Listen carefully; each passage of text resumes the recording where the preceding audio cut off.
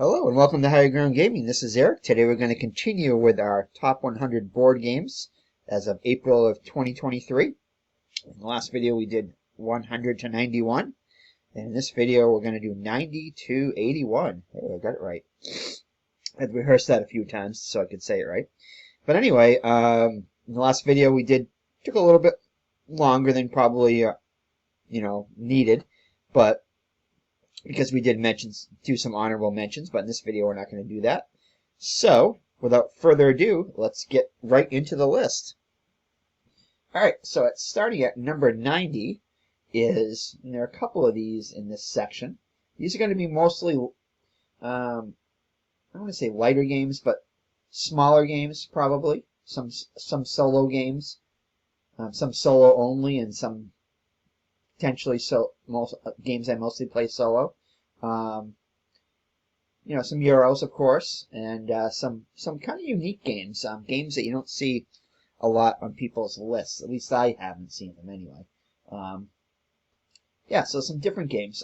Couple of mainstream popular games, but for the most part, a good variety of games that you probably haven't heard of. So hopefully, you might see why I like them, and you might like them too.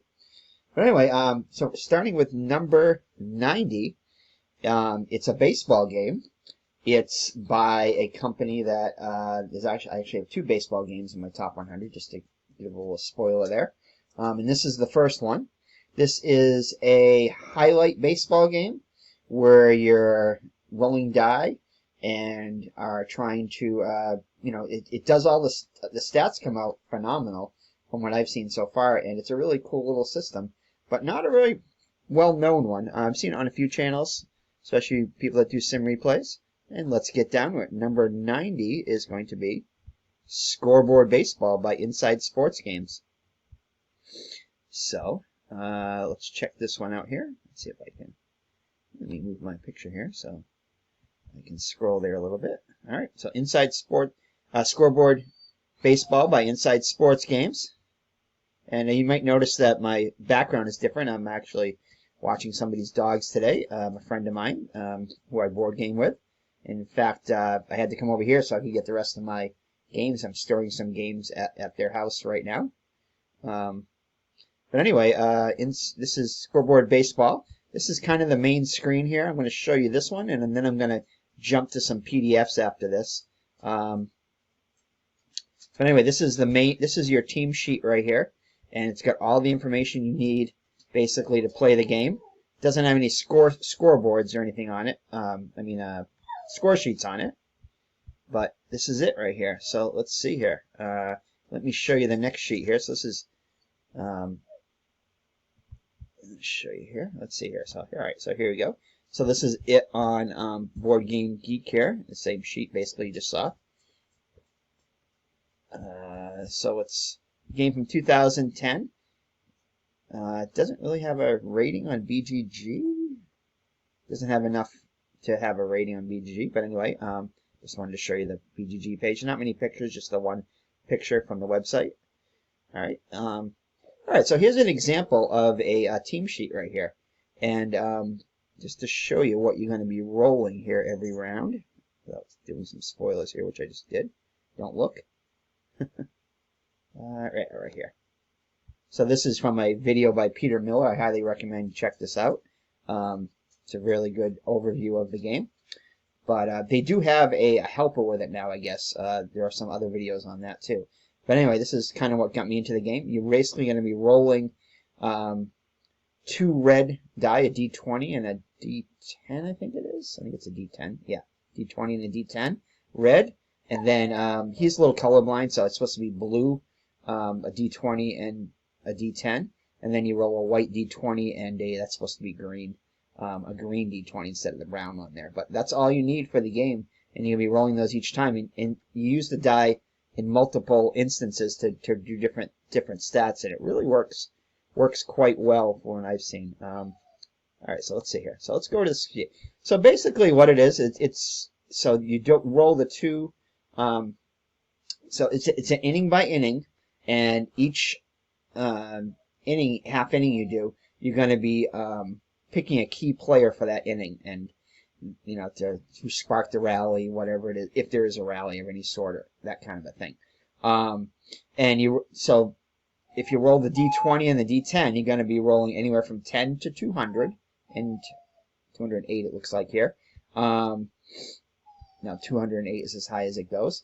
So basically, depending upon what you roll in the D20 and the D10, that'll pick the player, it'll pick the who, and then once you pick that, you're going to be determining if that player got to hit that inning, and you're going to use the blue, you guessed it, the blue die right here, do the same thing, and if it falls within a range there, then they're going to get a hit. If it doesn't fall within the range, then it's not a hit. Like if it's like, for instance, Eric Hosmer, if you roll above a 151, he doesn't get the hit. And the home run is kind of like a home run check there. But it determines what kind of hit is given. And you're going to cross-reference that with the run scored chart, see if there's any runs scored in that inning, and that works really well too. It kind of works on a D20 system. And those are adjusted up or down by the, you can see here is the, see if I can get myself out of the way here, is your pitchers here. So you have your batters and your pitchers. And so down here is where you're going to, you can pick pitchers by rolling a D20 or a D10 and D20, or you can just pick whoever you want. They have a pull rating, which is basically you're going to keep track of numbers that are, and once they reach a certain number, you have to pull them. There's, see the green here, the green die determines how many strikeouts they have in the inning. And I can't remember which one it is, but there's one of the dies determines whether or not they walked anybody that inning. And it works really well. I was kind of skeptical about it, but I played a few games of it. And it works really well. So anyway, so that's kind of a little chart, like I said, you can use up here. Determine how many runs, if any, of that inning. And when you bring in relievers, it's got a cool little thing too. It's got if it's a save situation, if it's, I can't remember what the E is. If they're ahead or behind, yeah. And depending upon what inning it is, you roll it and it determines what reliever comes in. So it's kind of a neat little thing there. Then at the end of the game, let me show you some other charts here. This is another one for the 2015 New York Mets. So just give you another team example here. And this is kind of like what you're going to be accumulating. So every inning, as you can see, you're going to be getting a key batter. And it's going to determine whether or not they got a hit. And then this other die you roll to determine how many runs are scored if they get an RBI, and what that hit was, like double or triple or home run or if there are any stolen bases, that kind of a thing. And the pitcher, you're going to keep track of that too. You use the same 6 die there to determine the pitcher's stats for that half inning and whether or not they give up any runs or that inning there. So in this case, Eckersley is given up 4 runs in 5 innings. How many of the runs were earned? So there's earned runs also. How many hits he gave up, and again, all the die to determine how many hits he gives up, and it's based upon their real stats, which is kind of neat. I think this right here is their pull rating right here. So once he reaches a certain amount, he reached 19. I think that's his pull right around is 19, and then the next inning Ripley came in. And he had a pull of 6. So once he hit 6, then Bergmeyer came in, and so forth. But it works surprisingly really well. And at the end of the game, what you end up having, let's see here. I don't know if I have a score sheet. This is the only score sheet I have. But at the end of the game, as you can see here, that Boston gave up 2, 4, 7, 8, 9, 10, 12 hits, and only 5, 6, 7, 8, 9, 10, 11, 12 are accounted for. So let's see, 12, 7, 8, 9, 10. Actually, this has already been done. So originally these are, White only had the 1 hit, and these are all 1s. And what you're going to do is you're going to roll on, let me go back to that chart here, on the, next to the hitters here, these last 2 columns here, the H and the H plus RBI. The H column you're going to roll on to determine who got the other hits. And again, this is a percentage of their total of the Mets' total hits and how many hits that person got, over the course of the season. And also, too, RBI is determined in a similar fashion. So it's pretty cool the way it works out. And so basically, what you're doing is you're filling in the gaps at the end of the game when you're doing the score sheet. But it's not fast action. I mean, it takes a little while to do it, but you can play a whole game probably once you get the system down in like a half an hour at the most, maybe a little shorter than that. But it's a really, really cool system. The scores I've had are realistic. And again, it's just it's a neat little variant on using the key player highlight kind of thing, which I really like. But yeah, it's a different type of baseball game, the one you don't see a lot out there. They have, I think, a tennis version of this game too, where it does a similar system using tennis stats. But yeah, it's just really, really an interesting little game. And that is my number 90 scoreboard baseball. All right, so let's go to the next one. Make sure I get this right here. All right, so my next one is a worker placement game with a biblical theme. And it's a really, really fun, surprisingly fun game. I mean, a lot of people think, oh, it's a religious game. It's going to be on trivia, or it's going to be on, let me get this up here. It's going to be, I don't know, Bible verses or whatever it is. And it's not. It's a work replacement game, which is really cool. So the overall rank, not very high, 9,048, by Peter Schultz. He's done Cobblestone Games. He's done a few decent games, which I have a couple of them. So anyway, let me just show you here the board. And this game actually has been printed twice.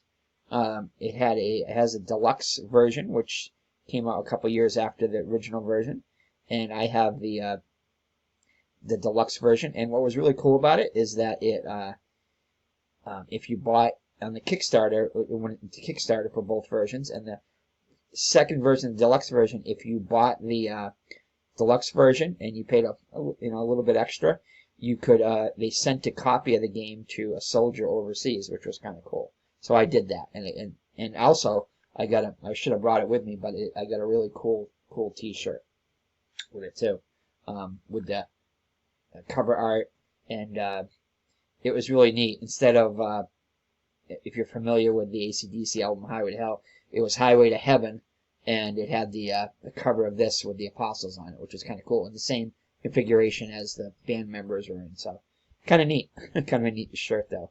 I'll have to show it to you in one of the other videos. I'll probably wear it when I do ID Jester's Top 50 there, just to show you. So all right, so this is the base of the game board, and what you're going to be doing in this game is you're going to be you start off in one region here with a certain number of disciples, which are your workers, and you're going to be visiting different worker placement spots here. There's like prayer spots, there's miracle spots, church building spots, and when you go there, you're going to be able to perform the action that's on there, preaching spots, and your goal is to send workers, your disciples, into all these different areas right here, and build churches and get more followers. And the victory points are the number of church members you have. So there's a certain amount depending upon the player count. But it's a really, really neat little mechanism. These are miracle cards over here, which you can get that basically break rules in the game. I think they call them the Holy Spirit cards, or I think that's what they're actually called. But yeah, so like I said, originally you start with all your workers in one area, and you want to spread them out into different areas. And basically you can block spots, and once one person goes, the only spots that you have multiple people are different prayer spots, which you're going to get prayer beads, and the prayer beads you're going to be cashed in as like currency in order to do different tasks.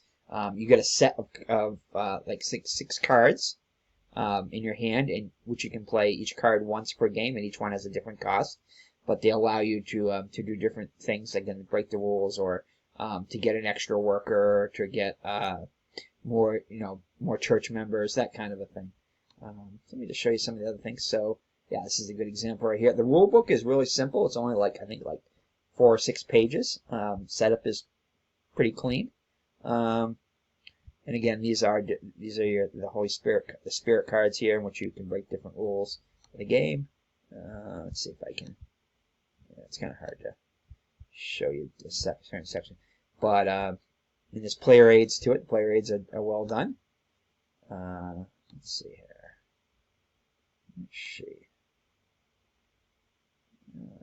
And there's little mini expansions that come with the game, in which you can you can play as a certain disciple, and kind of like they give you asymmetric powers. So just a really typical worker placement games.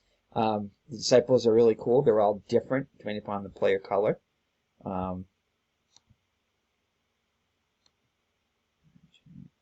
These are your prayer cubes here, the class tokens there. The artwork's a little bland on it. It's a little like browns, but a lot of Euros have a lot of browns in it. But definitely a fun game though. I've played this a bunch of times, and like I said, it's a really fun little game. That is my number 89, the Axe. It's all right.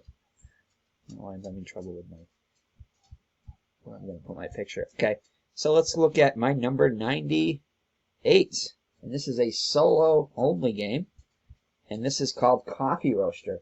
Actually, let me show you the Axe. I don't have the scoreboard baseball game. It's in my storage unit. I do have the. Got them all set up here. This is the Axe right here. Right there. This is the deluxe 5 version. And then here's Coffee Roaster. Mine looks a little different. This is the newer version here that they have on here. I got one that's you can tell it's from like Taiwan, or I believe it is, and it's upside down. But I like this version better. As you'll see, a lot of the pictures will probably be of this version. I just like the artwork in this one too. So let me show you that here.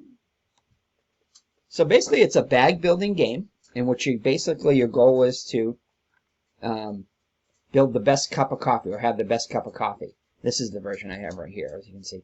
It's kind of neat. It's got like a little coffee roaster in the background. And what you're going to be doing here is you're going to be going through a series of rounds. This is your roaster thing right here. And give me 1 second, I'll be right back. Alrighty, I'm back there. I had to let the dogs out. But anyway, like I was saying before, what you're doing is you're roasting beans in a cup of coffee here. And it starts off here with these are how many tokens you draw out of the bag, I believe it is. And what you're going to be trying to do is you're going to be trying to upgrade your beans depending upon what tokens you have. This card right here is the roast specification of the certain cup of coffee. It's going to be, if you're familiar with coffee, gourmet coffee, it's going to have a certain amount of acidity, a certain amount of boldness, that kind of stuff. And this comes with all kinds of different bean sheets, they call them, flavors of coffee. And you're going to put all these tokens here.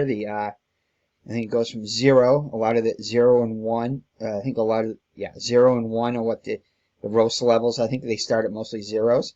And then you're going to be, each time you roast it, you pull out a bean, it roasts to the next level, kind of thing. There's ways to split beans. There's ways to just get different little other tokens in here too to add certain characteristics to your cup of coffee. So basically, you're going to roast it to a certain level, and these red areas too means it double roasts it, so you got to be careful here. But you want to be able to build your cup of coffee. This board right here is you'll start and you'll have a certain amount of tokens you can lay. You can unlock different other abilities which will allow you to swap out tokens from your bag, or or get rid of some tokens, things like that, and different abilities you can get here. But your goal is to your roast counter right here is to each cup of coffee requires a certain roasting level, and if you get right on the level it's supposed to be at, you'll get a certain amount of victory points. And if if you get within range but are a little high or a little low, you might not get quite as many victory points, but you still get some. And then if it's way too low or way too high, then you basically fail the roast. And it's a tough game, but a fun game. Any game where you pull tokens out of the bag to get results and stuff like that is pretty cool. Right above here are different abilities you can get by spending some of your tokens, and you do have a list of what tokens are in the bag too, so you know what's in the bag, at least to start with. And you got to kind of keep in your mind what is left in the bag, what have I upgraded, how, and this roast counter right here too tells you you adjust this to show what levels your beans are roasted to. Whether or not you're going to pick all those out of the bag when you do your roast, or you're going to have enough time to do it, is another, before your cup of coffee is finished, is another thing too. But it's a fun little game, like I said, with lots of different brews of coffee. There's a low, medium, and high levels of coffee roasting. Coffees in here. Some are harder than others. Let's see what else we can show you here. Yeah, this is another closer up here. This is a cup of coffee that's basically finished right here. So they scored 4, 6, 9, 11 roast level, and I think that's, if you look at the card right here, they wanted to get a 14, so they just barely got on the thing. They got like 5 points for getting that 11 there. And these other things, the body, and I can't think of what that one is, but in the bottom here it wants 1 red, 1 green, and 1 blue token, so you get extra bonus points for getting the red and the green token. There is no blue on it, so you wouldn't get the full benefit of that. Here to the right is basically what shows you what tokens you start with in the bag to start with. These are different abilities that you unlocked, like that's chaff right there. That's a bad thing. You don't want your coffee to get chaff on it. It's basically like you over roasted it. It burned the bean pretty much. And then there's this token here got unlocked. Basically allows you to I think swap 2 tokens, that kind of a thing. And when it hits the 10 and the 12 here, when you're roasting it, you automatically add a whole bunch of chaff to your bag. So once it kind of simulates what happens when you really roast coffee. That it's the more you roast it, the more bad stuff can happen in it. You can also get beans that that are defective beans in it too, which you're going to want to take those out. Oh, and then one thing I forgot to mention too is initially when you build your bag, you're going to start with a whole bunch of, well, depending upon what coffee it is, like a water, like, what do you call it? Water in the beans, you know what I mean? Like I can't think of what it's called, but it's it's basically like, it's watery beans, and you got to take out those tokens. So as it roasts, so it doesn't, so you don't end up with them at a watery cup of coffee at the end of the thing. But really fun little game. Like I said, I think it's a little bit hard to find, but they did a reprint of it. Again, I don't like the reprint as much. Let me see if I can find some pictures of the reprint. It's mostly going to be on these pictures here. Yeah, these are the regular. And again, the rule book is in Chinese, or I believe Chinese. But it does have, BGG has some good translations of it. There's some more shaft tokens and stuff. Yeah, the different tokens in the thing. And yeah, I don't think anybody has the new version in here. But again, I don't like the artwork in the new version as much. There's a couple different versions of this one. This is a score sheet here.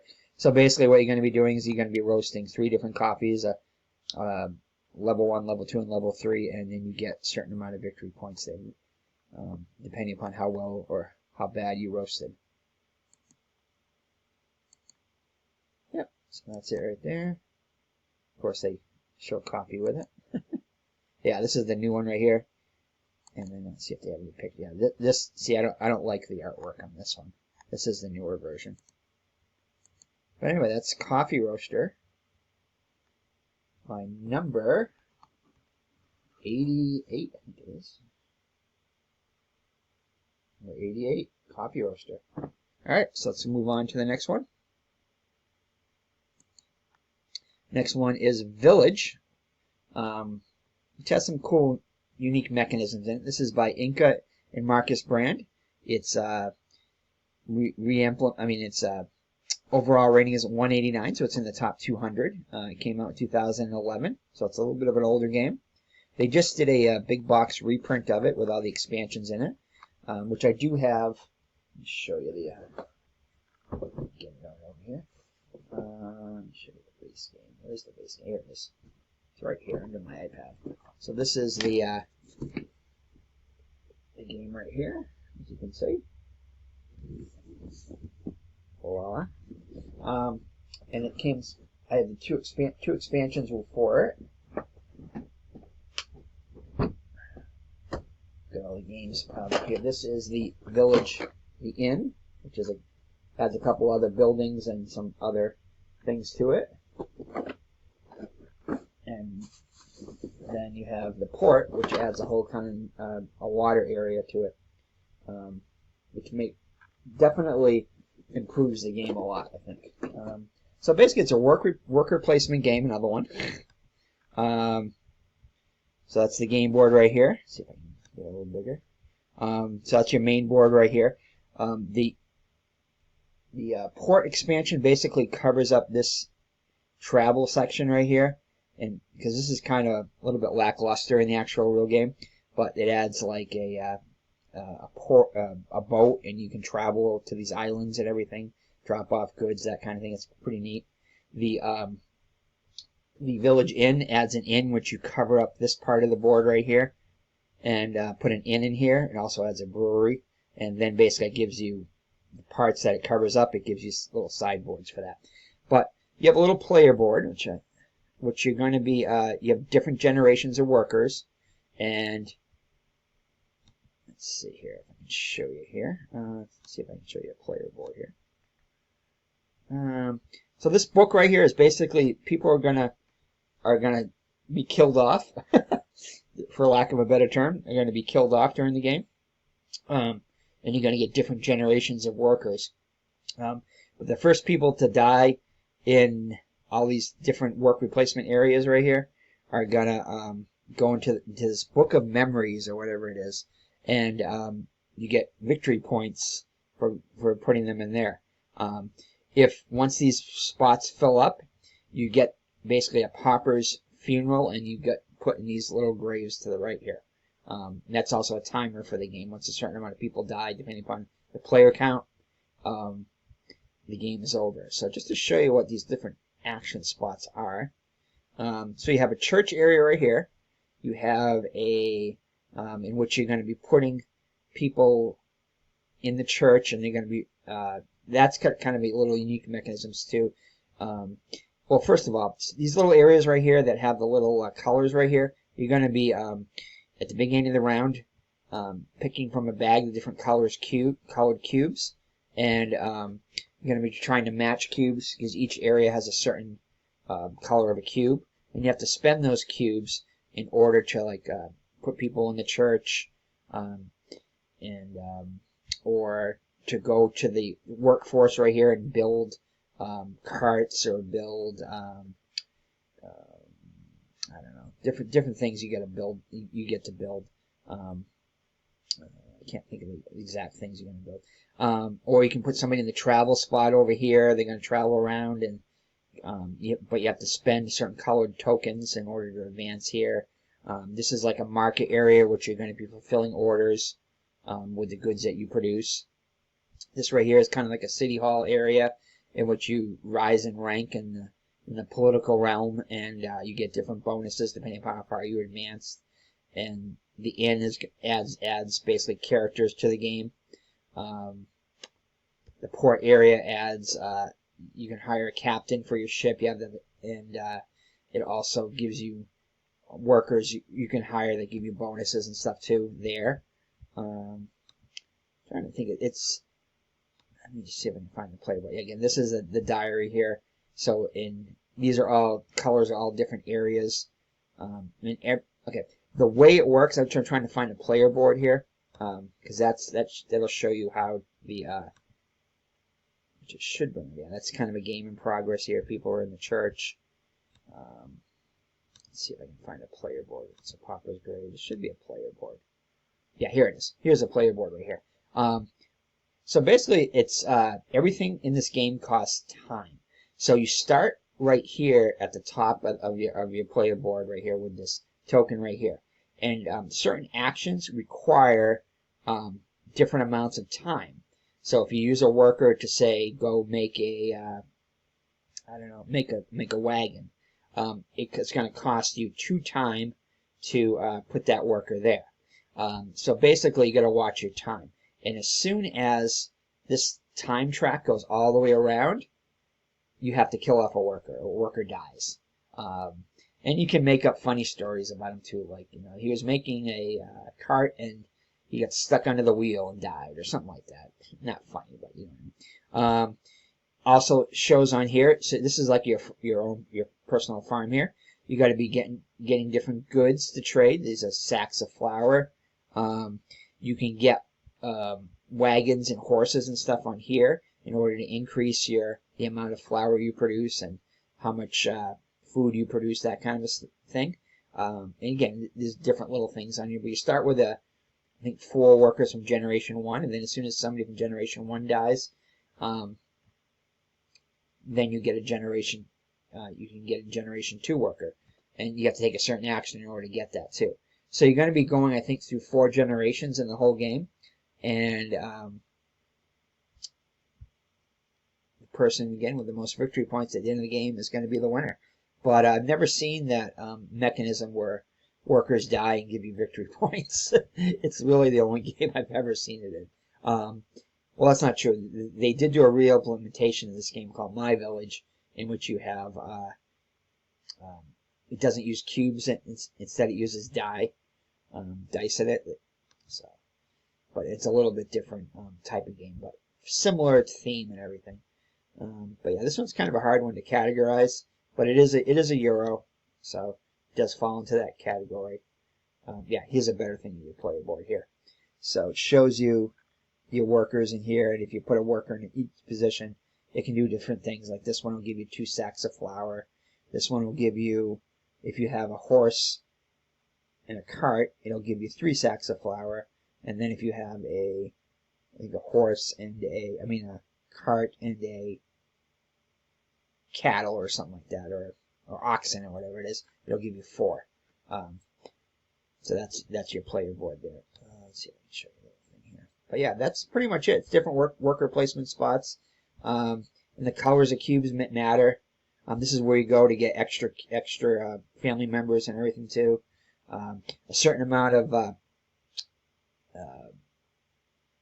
cubes are going to be placed at each position randomly each round. I think it's like 4 rounds, I think, in the game. And depending upon which position, each time you visit a certain position, you have to take a certain colored cube. But you kind of have to watch what colors you take, because there are like black cubes in here, and black cubes are bad cubes to pick up, but there's a certain amount in them. Sometimes you have to take a black cube, and when you use a black cube, your time is going to go twice as fast on your player board. So basically, you're going to be killing off workers faster if you take a lot of black cubes. So it's a neat mechanism. Again, I haven't seen it used in a lot of games, but it's a fun, cool game by, like I said, the Inca and Marcus brand. Those are different player boards. Those are the goods tokens there. These are scrolls. You can create scrolls and stuff too. Wagons, horses, and those are all areas where you're gonna have to put workers in to build, to go work in the city. But fun little game. Village, my number 87. Sorry, 87. Alright, so the next game is another game that I do not have. Well, I do have, but it is a sports-related game. It's a football game, and I think the only football game on my list. It's called Solitaire Pro Football, and it's by Mike Keeley. Again, this is another game that I saw Peter Miller, who also did one of the scoreboard baseball that I showed earlier. He did a video on this, and it got me sold on this game. This game is it's a lot of paperwork, it's a lot of stat keeping and record keeping, but to me, I don't know, it's super satisfying and fun game.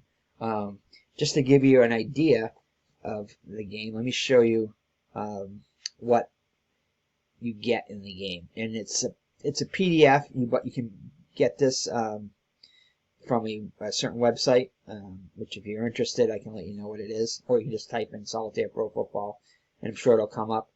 There's lots of seasons that are available for this. You can also get an all-time Super Bowl team set, which you can play different Super Bowl winners against each other. It's kind of neat.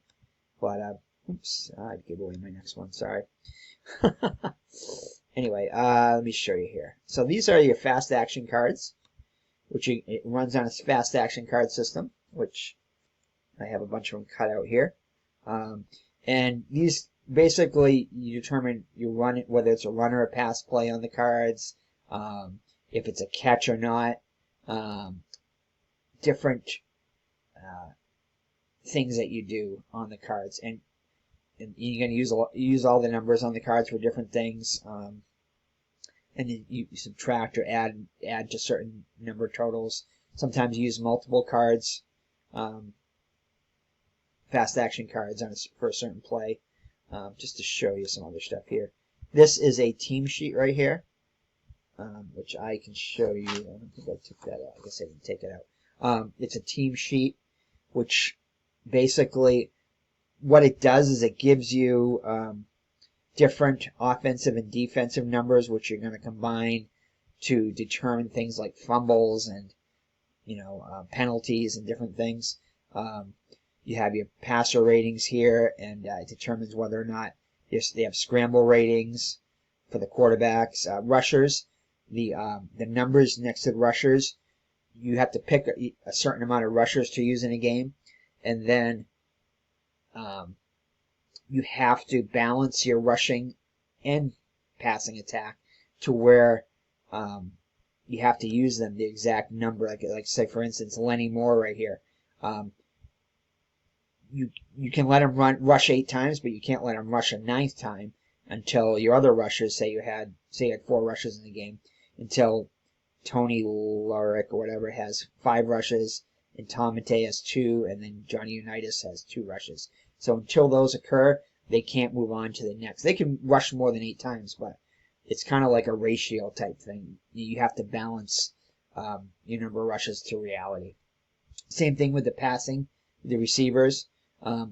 Lenny Moore can get 2 receptions, but he can't get his 3rd reception until Jerry Hill and Tony Lorick get 1 apiece, kind of thing. Kick returns, they have like ranges of numbers and their averages, and you use the fast action cards to determine, like some of them might say average plus 5. So you would so if he got the kickoff return and it said average plus 5 on the fast action card, he would move 23, he would gain 23 plus 5, 28 yards. There's also a long rating, how the longest runs, so some of the fast action cards might say long on them, and there's different, like I said, different charts and stuff like that, which I'll show you in a second. Punt returns, there's numbers for those. Interceptions, these are based upon real life stats, whether or not who intercepts it and how far the return is. It's really a cool, fun game. Let's see here. Alright, let me see if I can show you some other things here. That's actually what I was going to show you, the 2015 Dallas Cowboys. These are different sack charts and stuff like that, so if you want to determine who got the sacks at the end of the game, you can use this chart to determine who got the sacks.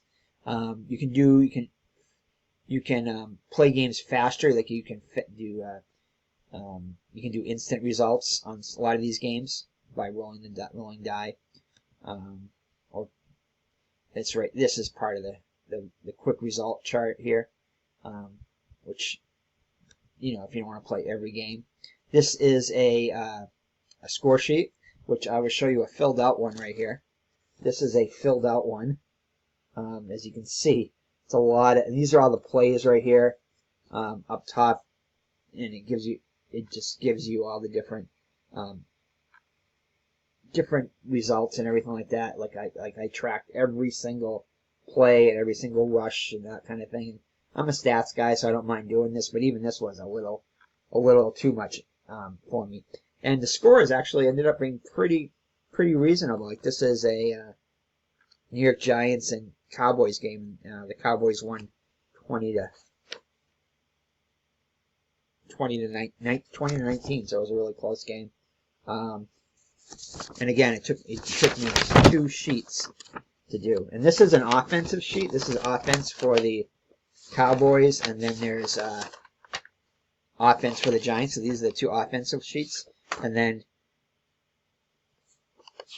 let's see here. One's offense and one's defense. Sorry, that's offense and defense for the Cowboys, and then this is offense and defense for the Giants. So there's a lot of record keeping here, but it definitely takes a little while. I have showcased this on my channel, this game.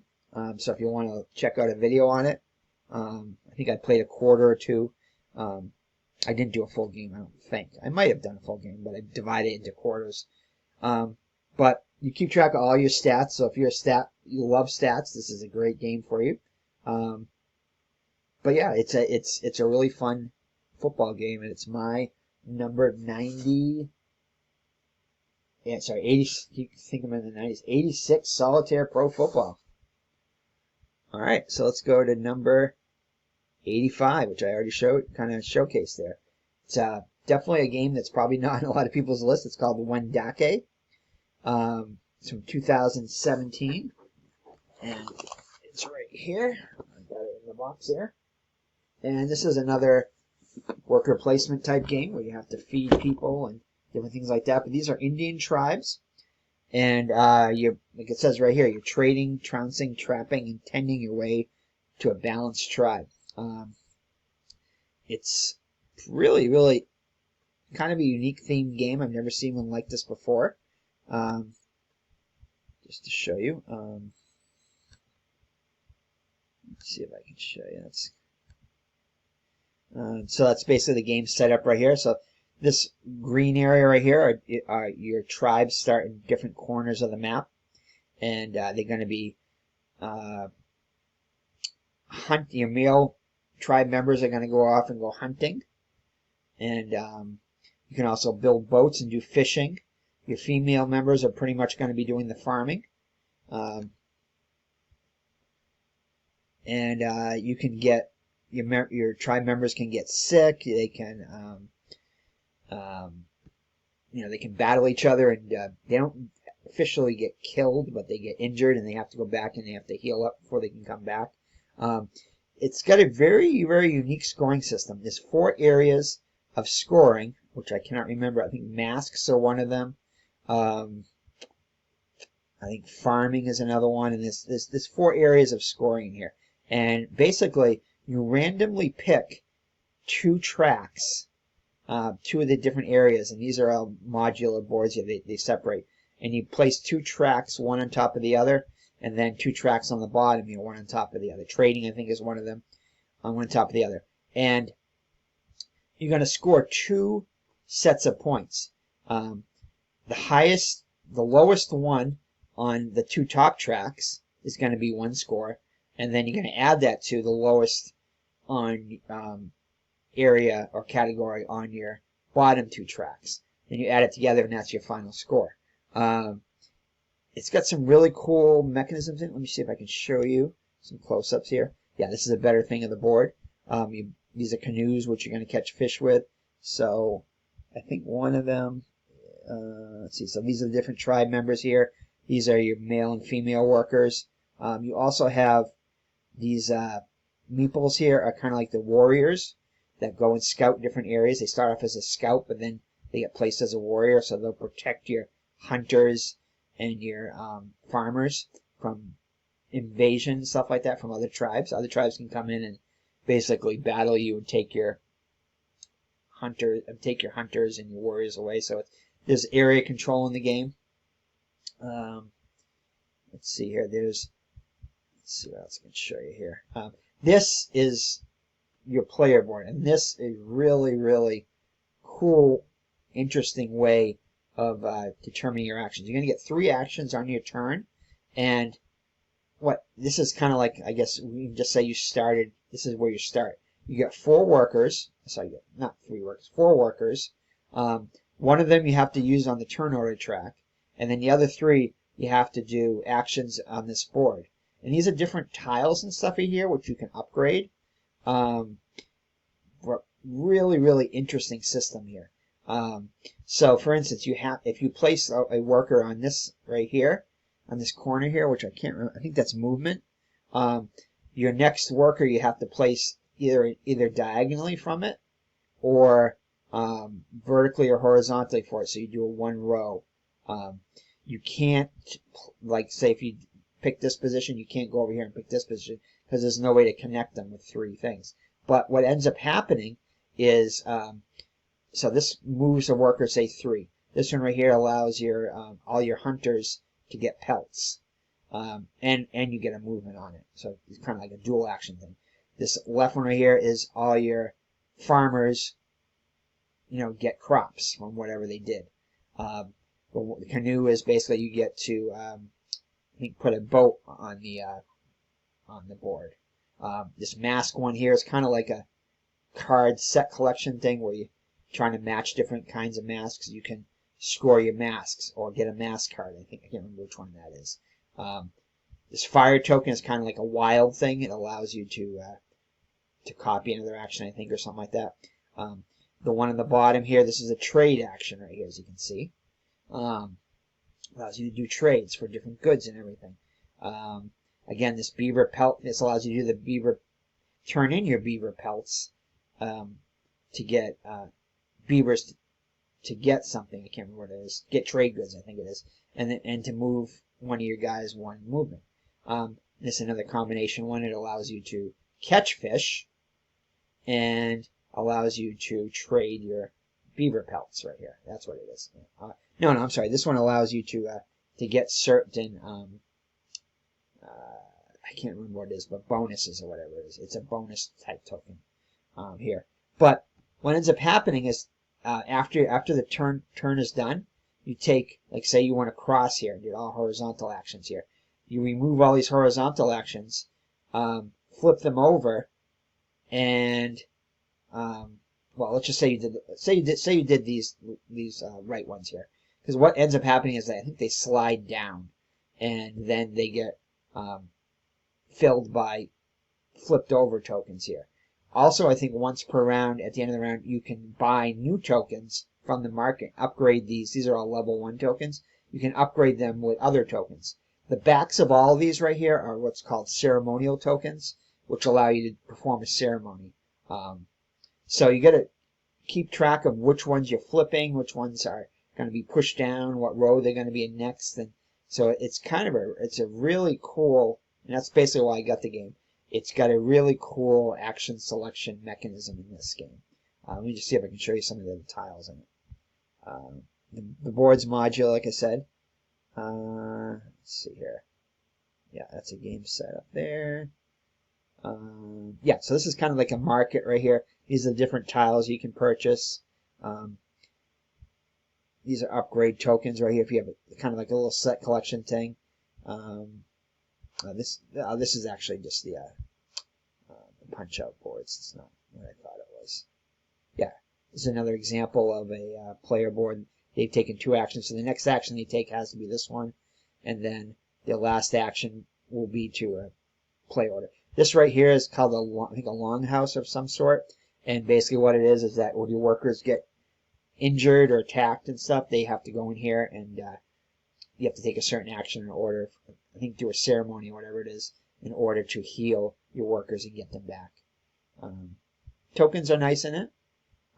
Yeah, here's a better picture. So this is left is the mask market here, which you're gonna kind of like almost like a poker type thing. You're gonna be trying to get sets of masks, and you score a certain amount of points. And that these I think they're called turtle tokens, and these are set collections. Like if you have 3 farmers, you can get one of these if you take the action and go here. And these give you different bonuses, which allow you to move up on certain tracks. And then, yeah, so these right here, yellow is kind of spread out a little bit. Blue has a hunter over here, and these dotted lines are all different regions and stuff too. There is an expansion to it, which I have that too, which of course is going to be underneath something. Oh, it's right here. It's called Allies, I think it is. Something Allies. It's the Allies, or New Allies, I think it's called. And this allows you to do more trading and introduces some other colonizing countries like England, I think France, and Australia, I think it's in it for some reason. But this I actually got off. I had to order it on BGG from the publisher himself. But I haven't opened up and played that one yet. But not the heaviest game, not the lightest game either. It's kind of a middleweight Euro, but definitely a fun game with a different type of theme in it, which is kind of neat. Yeah, so, but again, this player board right here with the mechanisms in it is just really fun to use and to upgrade your tiles and see which tiles you want to do, and you know, how you use your tiles, you know, is basically can be a key to victory or defeat. But anyway, that is Wendake, my number 85.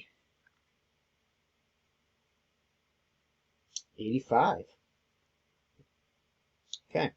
Alright, so number 84 is a game that I got on Kickstarter by a kind of an unknown publisher. I think this might have been his first game that he produced. I got this early on in my Kickstarter career. My board gaming career, and that is called Treasure Mountain. This is a super fun game where you have dwarves, and kind of like that game that I explained a little bit, the Outlive game. You have workers of different strength in this one.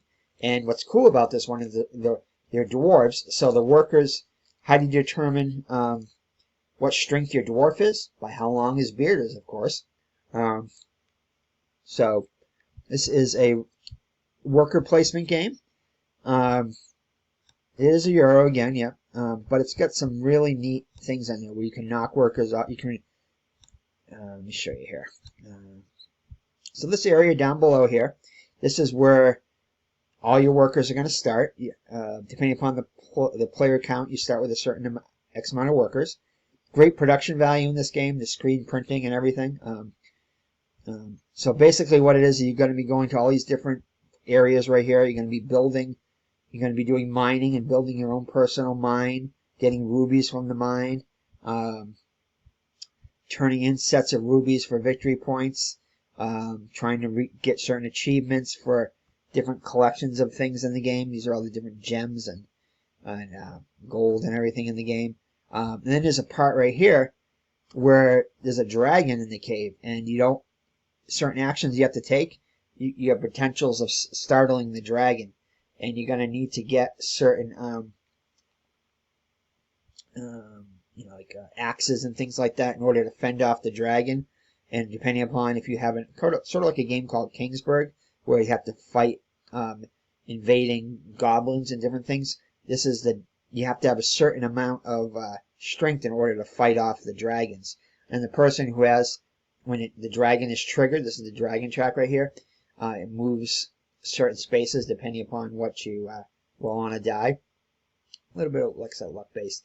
But anytime you take an action here, you have to roll a die. And I think if it's 4, 5, or 6, then the dragon moves forward.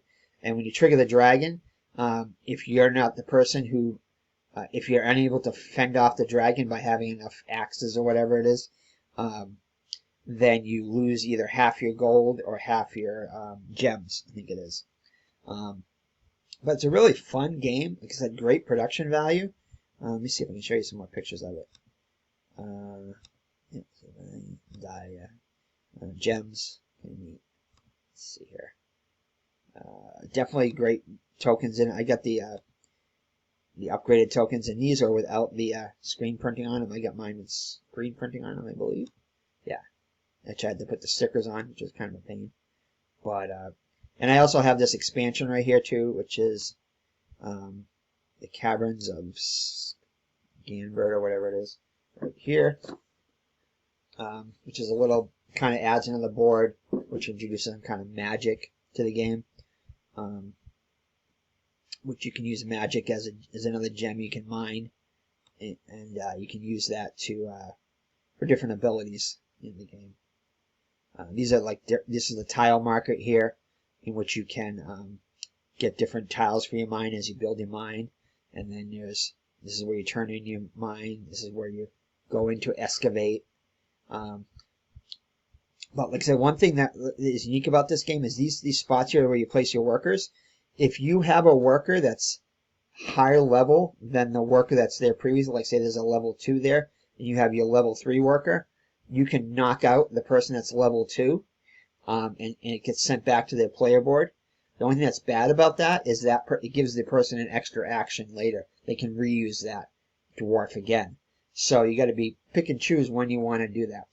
There are also a lot of follow actions in this game, like I think up here, the excavation stuff. When you take the action, then the other players can also take that action, but to a lesser degree usually. So you got to be mindful of that. There's a trading area too, where you can trade gems and stuff, or you can get different axes and coins and different things too. So there's trading areas. Definitely, like I said, a top-notch production game, and it's just a game that I enjoy to play. There's a lot of setup in the game. Yeah, these are some of the tokens here. Those are all the gem cards, and the dragon, of course, and that's kind of the game fully set up here. And the this left side of the board here, that's where the expansion gets set up, the magic area there too. But definitely a fun game. Again, a Euro work replacement game. And the mine building is really fun. You know, you have to like make sure your mines are organized a certain way, or else, and you get bonuses for having long runs of the same gem in them, that kind of a thing. So it's kind of it's a fun little game. And that is Treasure Mountain, my number 84. We're going right through this list. All right.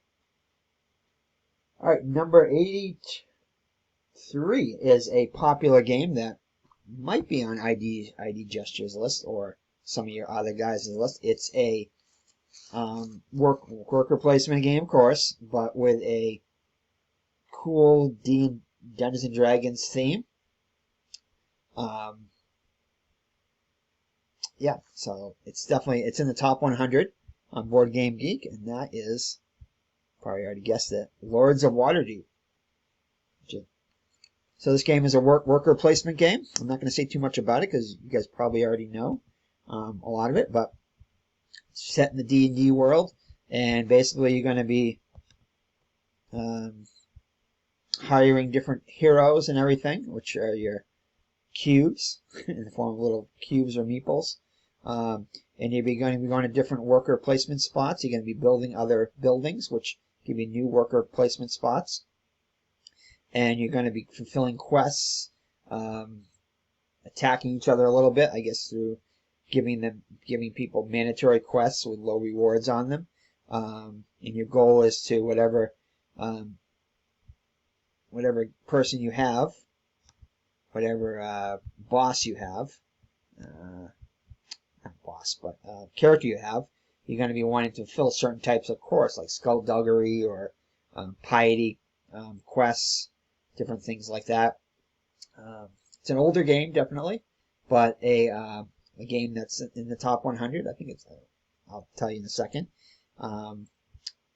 But yeah, so basically a quest fulfillment type game. And you get a certain amount of workers every round. You got to be building different buildings, and you put your little token in the building, your player token, and you get rewards when other people visit those sites. So, let's see here. But yeah, it's not the greatest production value, but it's okay. But it's a very popular game. It's got a couple expansions to it, kind of like cutthroat expansions, which I do not have the expansions for it. I do have the digital version of this with the expansions, but I do not have the actual physical. This insert is probably one of the worst inserts ever. Just think about this. If you were to tip this box to the side or whatever, all these tokens, and this is what happens, all these tokens, it looks nice like this, but all these tokens end up getting all messed up. Like, I'm sure, guaranteed that it's all messed up now. It is a rather big box, and I did get it, oops, at my local game store, which unfortunately, like I said, I mentioned last time, closed. But just to show you, let's see if it's messed up. It's a really big board. No, actually, it stayed in pretty good shape. But, yeah, Lords of Waterdeep. Like I said, a great gateway game to get people into the gaming. I think that's what it was designed for. I think it was designed by a couple of people who used to work for TSR. You know, doing Dungeons and Dragons games. They decided to make a board game, and it's a really fun game, which I don't play a heck of a lot, but every now and then I bring it out and play it with people who are into this type of theme, role-playing theme and stuff, or just new to board gaming. Looks like somebody made some minis for it, and yeah. And you get different quests, intrigue cards, which you can play against other players or use to help yourself. The different factions you play as. And those are the cubes which represent the different, like, knights, clerics, sorcerers, whatnot. The different types of people that are going to go adventuring. And there are a lot of good upgrades for this game, which give you little meeples instead of the cubes, which I don't have. This is the money. The money's kind of weird in this one. That's the money tokens. Money can well, that's just like that. This is an example of like a building you can build. If you go to a certain spot, you can pay a certain amount of money and you can build it. You get a certain amount of victory points. It'll cost 4, I think, gold to build it or something like that. And then if a person goes here, they put their meeple here. If they spend 2 coin, they can get black or orange cubes. You can get 4 cubes, any combination of black and orange cubes. And then the person, you can't see it on here, but I think down below it gives you the what the owner of the building gets for the other person going there. Yeah, so that's Lords of Waterdeep, my number 83. All right, just 2 more to go. We're almost done here. Let's see if I can get my, okay, so number 82 is going to be a game called Pioneer Days. And if you've ever played Oregon Trail, this is pretty much Oregon Trail, the board game. Different disasters can happen. You're going to be hiring different types of workers. Let me just go back to the other one there. Lords of Waterdeep. I just wanted it was number. Let's see. I think it was number. I want to say 77. Just to. No, 7.7. 82. 82 rank overall. Ooh, I just lost my picture. Okay. Anyway. Okay, so number 80. This is our ranked 1398. 2 to 4 players. I don't know if there's a solo version in this one, but it's a really cool, like I said, a game based upon Oregon Trail, the video game, the PC game. Just to show you, these are, you play as a different leader. This is the trackers here, and It gives you different benefits in starting equipment. These are helper cards which you can hire to help you out or to give you end-game victory scoring points. These are extra wagons that you can attach to your main wagon. So this is what reminds me of Oregon Trail here. You have a disaster track, which advance for different things advance it. Oh, I know what it is. It's different colored dice you're going to draft, and depending upon, there's always going to be one more die than the actual player count. And whatever die is not selected, the color of that die will advance that track. There's a wild die too, which I think is a black die, which if nobody picks that die, it advances all the tracks. So different things can happen. Storms can happen, which you have to pay 1 wood for every cart you have. If you don't have it, you can lose. You can place damage tokens on your wagon and it can get destroyed. Raiding, you can lose half your silver rounded up. If there's a raid. Famine, you have to pay 1 silver for every cattle you have, and if not pay, you have to, basically they die, you get rid of the cat. And then there's disease, which if you have any helpers with you, you can lose helpers that way. But these are the different areas, 6 different areas in which you're going to get. This is a joker, like a wild area, which you can, you roll different colored die, and depending upon what face they end up as, they're going to, you place them on those things, and you have a draft pretty much after that. This right here allows you to get, go mining and get mining tokens out of a bag, which give you a certain amount of gold, potentially.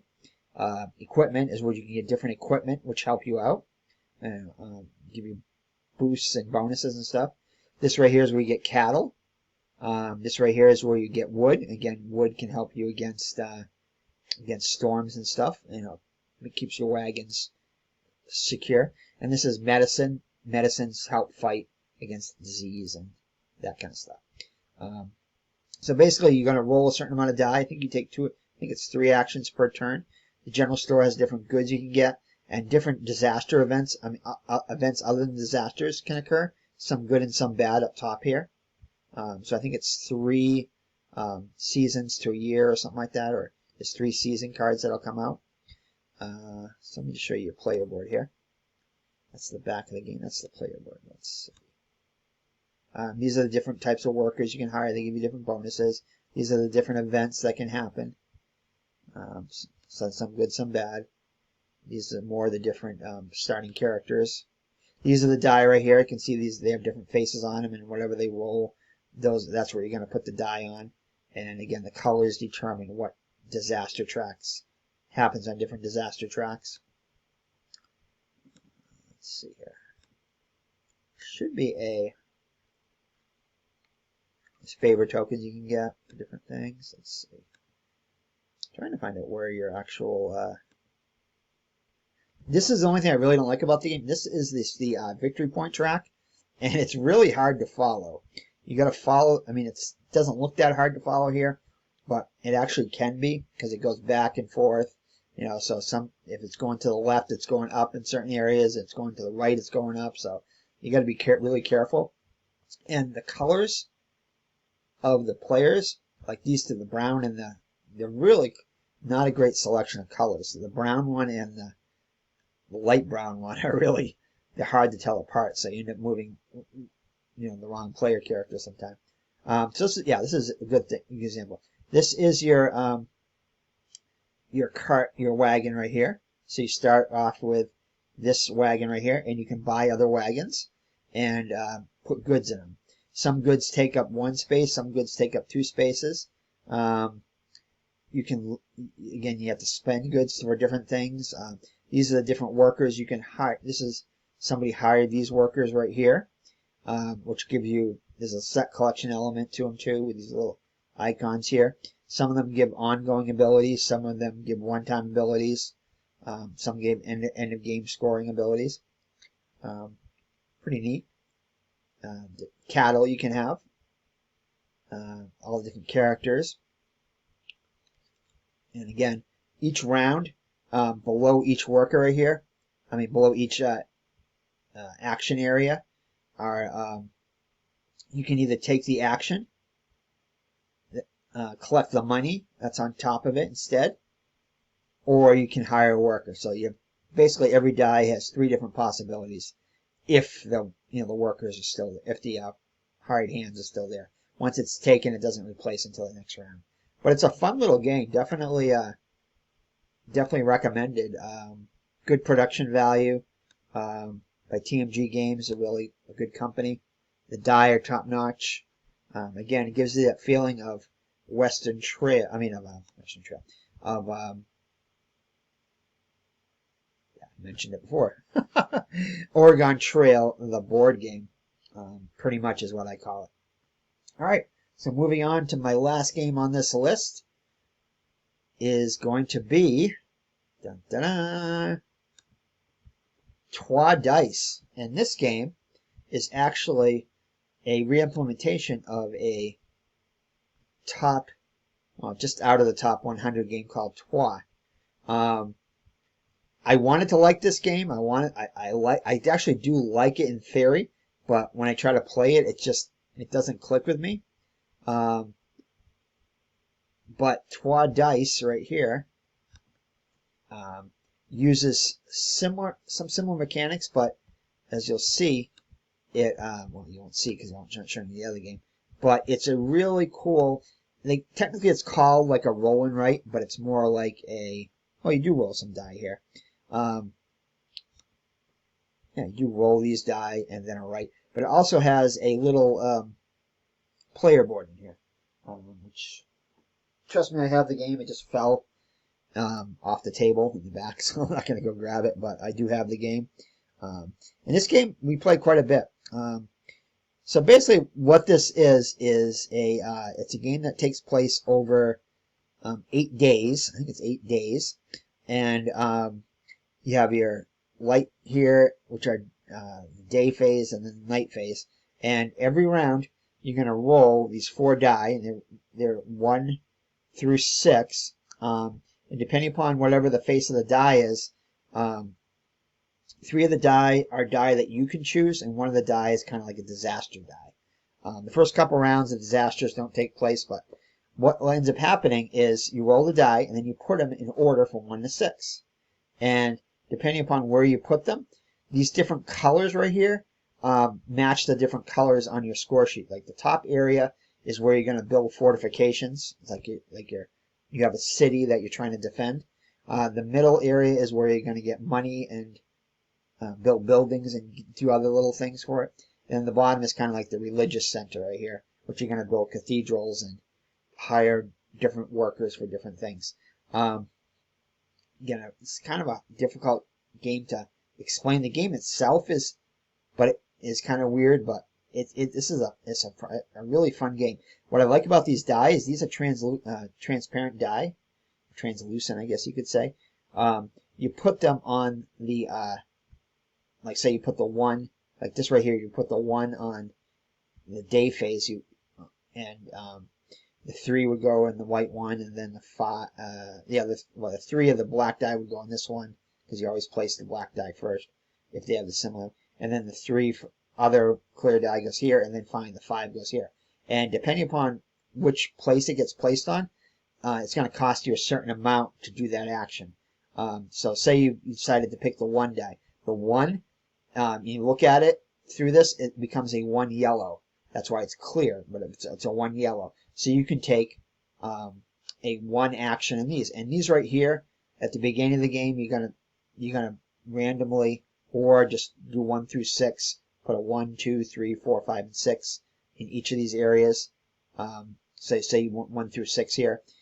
This would allow you to take a yellow action of 1.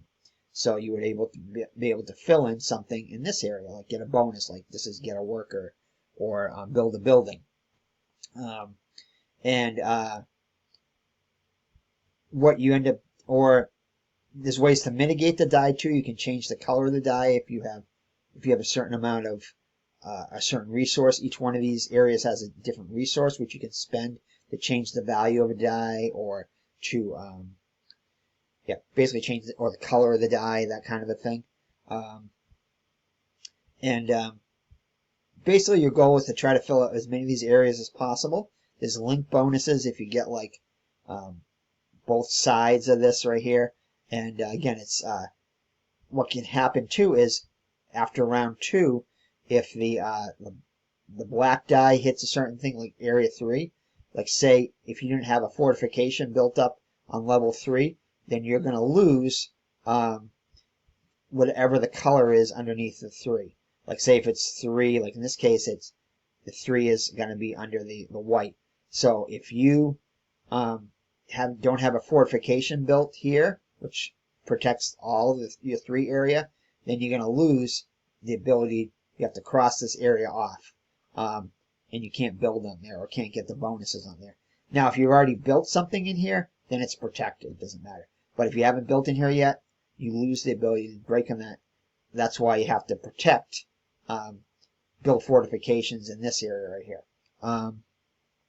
So again, that's going to have, so every half round or whatever is a day and night phase, the day phase, and then the night phase, and then what ends up happening is this wheel is going to turn, and sometimes these discs right here will flip, and there's different colors on the other sides of the tokens, and these are all randomly placed out, so there's a lot of variability in the game.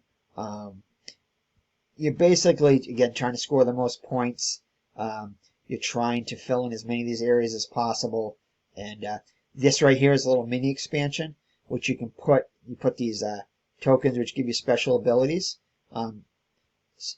Starts off with positive things, but could end up with negative things. And you put like you don't use all of them. You use like maybe, I think, 4 of them, I think, per game.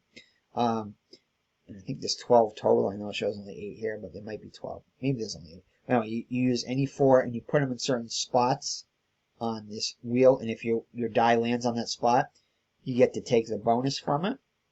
And if the black die hits it, you have to flip it over to the bad side of it. So the rest of the game, something bad will happen if you take that die value. Again, the first die only costs you 1 coin right here. The second die, you can spend any one of 3 different resources from these 3 different areas. I think it's coins, flags, and books. And then here, this one will cost you, actually the first one's free. This one will cost you 1 of anything. This one will cost you 1 coin, and this one will cost you 2 coins. So the lower numbers are going to be cheaper. You might not always be able to afford to spend money because you have to have coins in order, or the resource in order to spend in order to do that action. So you can pass and get like a certain amount of a 2 of any one resource or something like that. I can't remember exactly how it works. But it's a really fun little game. Takes about maybe a half an hour to play. And again, I like it. While Trois Dice is ranked much higher, I like this version of the game better, and will always play this one over the other, the regular Trois game. So anyway, that's Trois Dice. That's my number 81. It's a small little box. Let me just get it just to show you.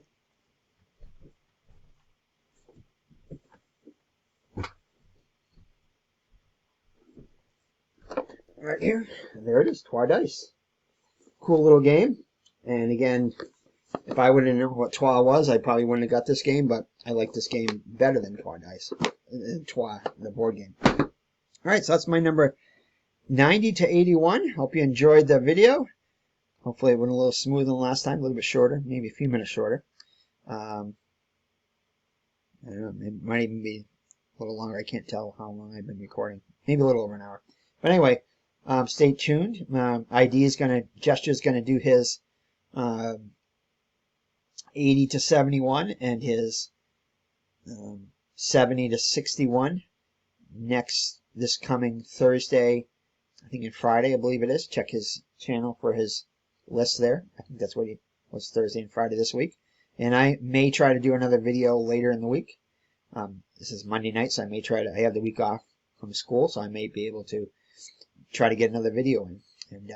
But join us all on the 30th, of April, which is a Sunday night at 8 o'clock, April 30th, where Heidi Gesture, myself, Lower Slower Board Gamer, and Phoenix Knight are going to be getting together to do our top 50 games of all time. So hope you enjoyed it. Take care and God bless. And we'll see you for the video of number 80 to 71 coming up soon. Take care and God bless. Bye-bye now.